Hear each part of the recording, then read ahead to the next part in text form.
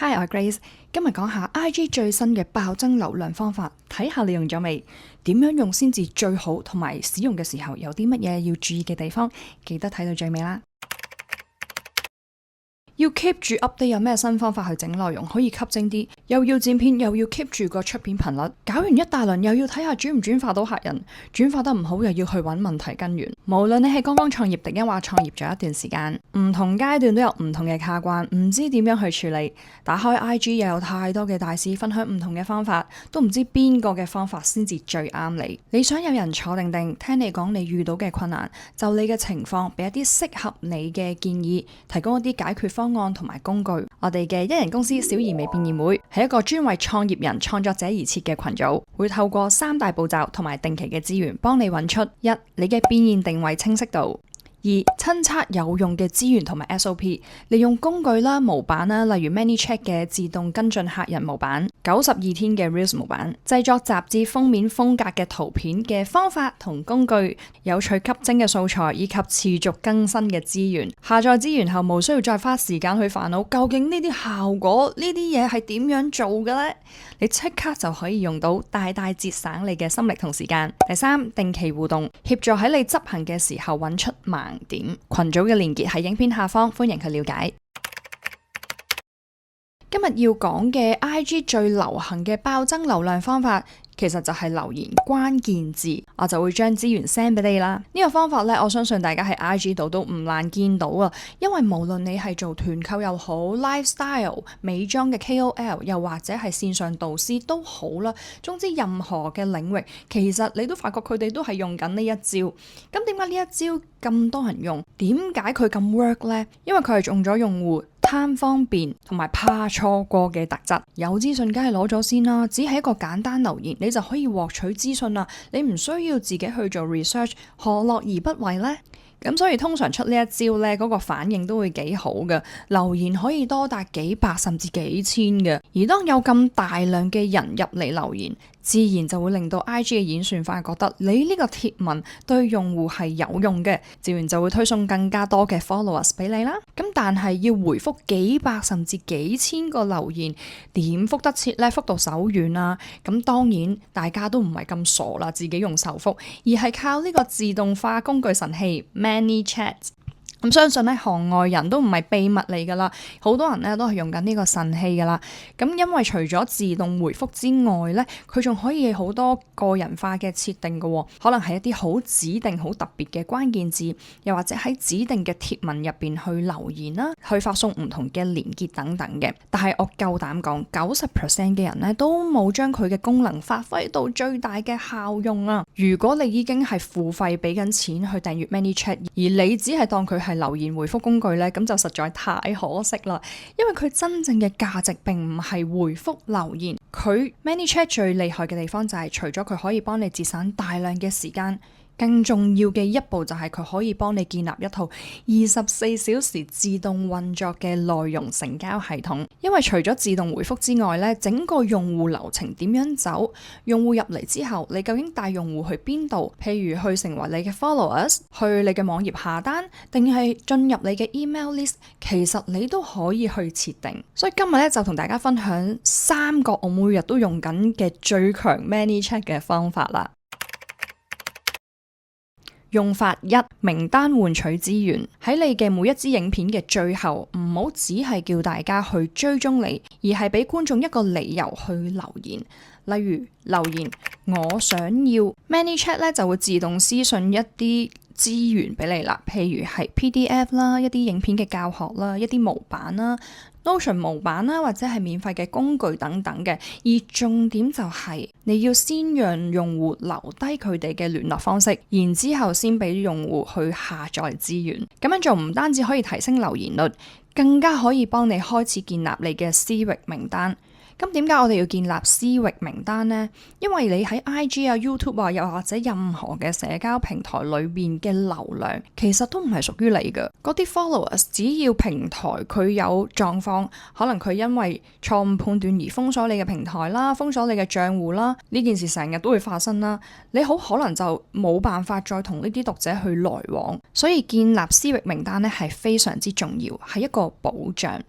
而第二個用法咧，就係將短影音流量變成你嘅私域流量。好多人嘅影片有咗流量，但係影片一結束咗之後咧，真正厲害嘅人其實係會將呢啲人導流去自己嘅社群入邊嘅，譬如係加入佢哋嘅 WhatsApp 群組啦，或者 Line 嘅群組啦，又或者係 Facebook 嘅社團啊、Discord 等等嘅。因為社群先至你係真正可以持續經營、可以反覆接觸受眾嘅地方。影片呢只係一個入口，社群呢先至係你真正去成交嘅地方。用法3就係自動培養潛在嘅客戶啦，而唔單止係一次回覆嘅信息。好多人設定回覆完第一則嘅信息之後呢，就冇再有下文啦。但係其實真正可以轉化嘅動作就係後面嘅 follow up。你試想下，有幾多人睇完你嘅信息或者下載咗你嘅資源之後，係會即刻向你購買啦？真係好少嘅，因為第一次接觸你，佢又唔知你係邊個，或者又唔熟你啦，又唔知你可唔可靠啦，又唔知你賣緊啲乜嘢啦。大多數人都要需要時間去消化一下你嘅產品啦，產品入邊係包含啲乜嘢啦，可能去諗下究竟佢係咪真係需要你嘅產品。大部分時間用戶真係需要一啲時間先至會去購買嘅。咁如果你自動回覆咗一啲資源俾佢，你又唔去跟進，佢好快就會遺忘你啦。又假設佢睇完你嘅信息之後，你喺短期入邊密集式瘋狂，每隔2-3個鐘就問佢你買咗未啊？你要唔要啊？咁其實咧都係好煩啦，同埋嚇怕咗對方嘅，你會令對方留下一個好反感嘅印象。咁所以最好嘅情況呢，就係當對方收到你嘅資源之後呢，你每隔一段相當嘅時間持續咁樣去跟進，咁樣呢就可以有助提升轉化率啦。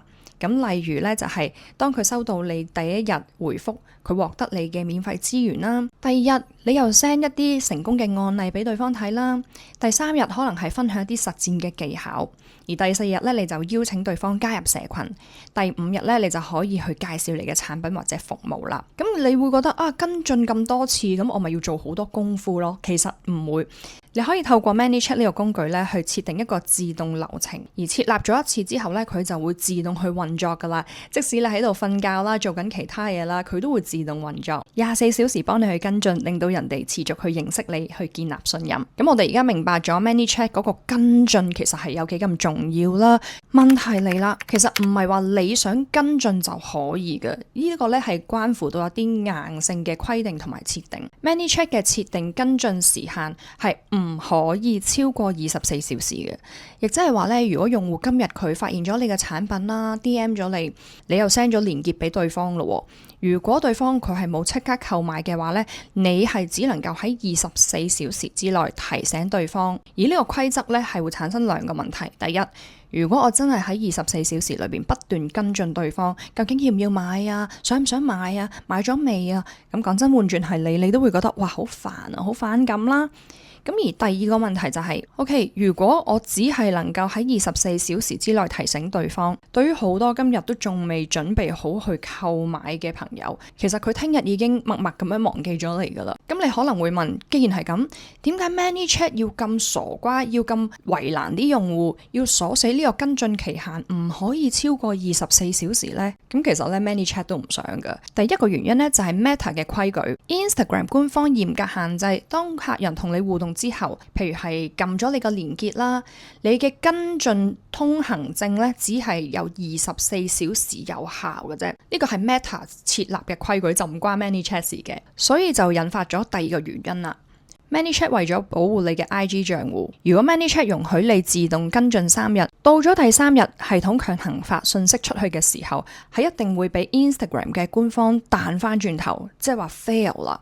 而呢個動作咧係有極大嘅風險，會令到你嘅 IG 賬號被系統判為你發送垃圾信息，繼而遭到限制，甚至係封鎖你嘅賬戶。咁所以咧就去到第3點啦。其實系統咧佢個防衛機制咧係想保護用家，直接喺系統裏邊寫死咗，令到你唔好跨越咗 Meta 嗰個限制。所以你喺 ManyChat 入邊咧只可以做一個24小時嘅常規跟進。